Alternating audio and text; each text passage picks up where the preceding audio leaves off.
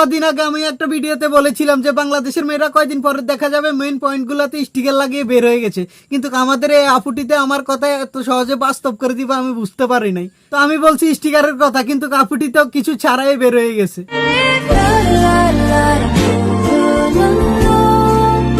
তো যারা এই আপুটিকে এখনো পর্যন্ত চিনতে পারেন না, চলেন তাদেরকে আমি পরিচয় করিয়ে দিই। আমাদের এই আপুটির নাম হলো জাহরা জাবান। তো আবার বড় করে লেখে রাখছে বায়ুতে উনি একজন নারী প্রতিবাদী। তো চলেন ওনার কিছু প্রতিবাদী পোস্ট আমরা দেখে আসি। আরে বা ইন্ট্রো মারতে তো ভুলে গেলাম, এ পচা ইন্ট্রো লাগা।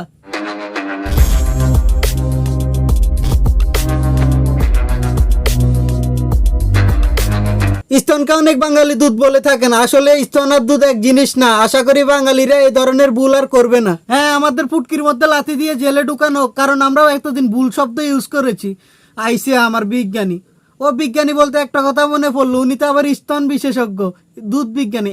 কি বলে বললাম আমি? আমাকে স্তন ইঞ্জিনিয়ার বলুন বা স্তন বিশেষজ্ঞ, তাতে আমার কিছু যায় আসে না, আমার সত্য আমার কাছে। হ্যাঁ বোন, তুমি তোমার মতো রিচার্জ চালিয়ে যাও, আমরা আছি তোমার পাশে। কারণ অনেক সময় দেখা গেল আমরা ভিপিএন কানেক্ট করলে ওয়েবসাইটে ঢুকতে অনেক কষ্ট হয়ে যায়। হাত পা মুখ এসবের মতো স্তন মেয়েদের দেহের অংশ, এটা দেখে রাখতে হবে কোন যুক্তি। দেখবো না, মানুষের লজ্জাস্থান বলেও কিছু একটা থাকে। এখন আমার কথা হলে গিয়ে তোর তো সেটা নেই। তোর পরিবার, তোর মা বাবার সামনে কি তুই এভাবে উলঙ্গেই থাকস নাকি কিছু পরস? এই দেশে সেক্সুয়ালি পাস্টেডের ছেলেদের সংখ্যা এত বেশি কেন? সিঙ্গারের মধ্যেও স্তন খুঁজে পেরে কি ভয়ানক অবস্থা। তোমার মতো মানবিক আপু সব এলাকায় নেই তো, যে ডেকে ডেকে ছেলেদেরকে সমাজ সেবা দেবে, তাই আপাতত সিঙ্গারা দিয়ে কাজ চালিয়ে নিচ্ছে আর কি। তা বলছি বোন, তোমার অ্যাড্রেসটা একটু দিও আমাদের। ওই আলু ফালু দিয়ে সিঙ্গারা খেতে আর ভালো লাগছে না তো, তোমার কাছে গিয়ে যদি আমাদের একটু পাস স্টেশনটা কাটে। ছেলেদের শক্তি আমার স্তন। বনু বলছি, দিনে কত লিটার দাও দুধ? এর এলাকায় যখনই কোনো ছেলে দুর্বল হয়ে যায় সোজা মানবিক আপুর কাছে চলে যায়, ফ্রিতে সমাজ সেবা।